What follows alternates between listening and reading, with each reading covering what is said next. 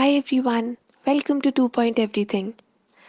आज मैं आप सबको एक बहुत इम्पॉर्टेंट टर्म के बारे में बताऊंगी जो कि है इन्फ्लेशन, यानी कि महंगाई। हम सब ने इन्फ्लेशन के बारे में सुना है, न्यूज़ चैनल्स पे कह लीजिए या न्यूज़पेपर्स में या फिर आम बातचीत में हर जगह महंगाई के चर्चे हैं। कभी बात होती है कि पेट्रोल के प्राइस बढ़ रहे हैं, कभी बात होती है कि एग्रीकल्चरल कमोडिटीज़ के प्राइस बढ़ रहे हैं, या हर कोई बात करता है कि गोल्ड के प्राइस बढ़ रहे हैं।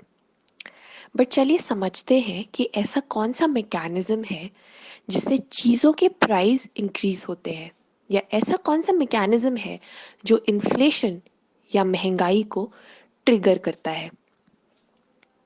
तो इकोनॉमिक्स में हम कहते हैं कि at a given period of time अगर किसी चीज़ की डिमांड उसकी सप्लाई से ज़्यादा है तो उस चीज़ का प्राइस इंक्रीज होता है। फॉर एग्ज़ाम्पल, अगर अनियन यानी कि प्याज की मार्केट में डिमांड बहुत ज़्यादा है बट उस गिवन पॉइंट ऑफ टाइम पे उसकी सप्लाई कम है, उसकी वजह से उसके प्राइस इंक्रीज होंगे ही होंगे। इसी चीज़ को हम इन्फ्लेशन कहते हैं।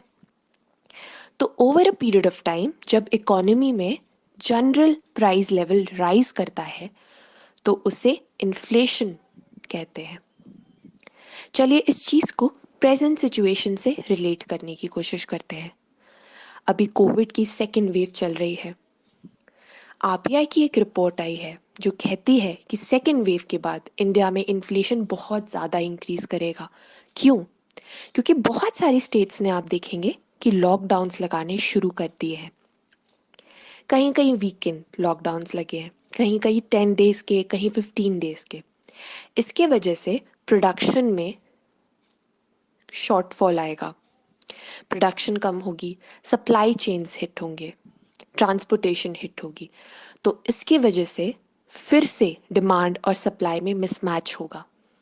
सप्लाई कम हो जाएगी, डिमांड ज़्यादा हो जाएगी, उसकी वजह से चीज़ों के प्राइस इंक्रीज होने शुरू हो जाएंगे और धीरे धीरे ये सब हमें इन्फ्लेशन की तरफ ले चलेंगे।